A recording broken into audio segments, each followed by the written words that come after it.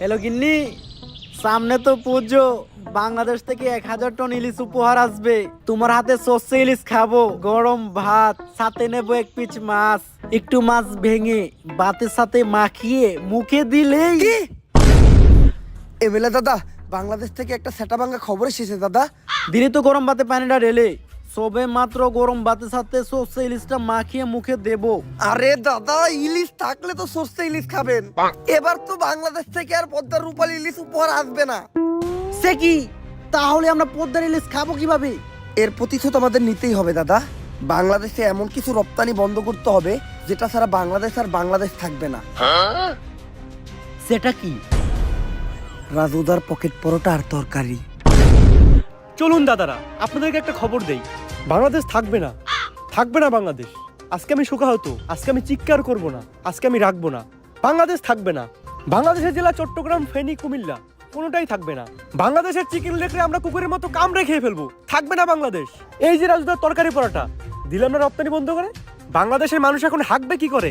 বাংলাদেশের মানুষের তো রাজুদার তরকারি আর পরোটা না খেলে হাগাই ক্লিয়ার হয় না। বাংলাদেশ থাকবে না, থাকবে না, না হাঁক দিয়ে পেরে মরে যাবে। থাকবে না, বাংলাদেশ থাকবে না। মিলিয়ে রাখুন, থাকবে না। কি একটা ঝামেলায় বললাম কত শামসু, পোলাটার 2 দিন ধরে আগা হয় না। আমি আর কি কমু, তোমার তো পোলার হয় না, আমার তো নিজেরই হয় না।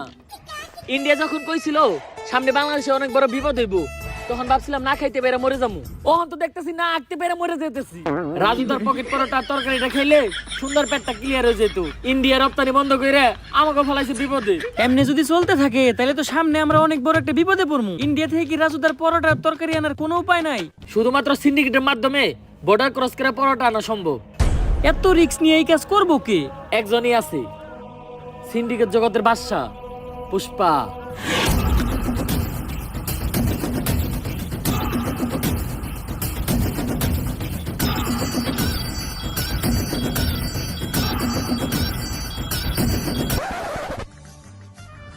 কিরে পুষ্পা, তুই কাম বাদ দিয়ে পায়ের উপরে পা দিয়া বইরেছিস কে?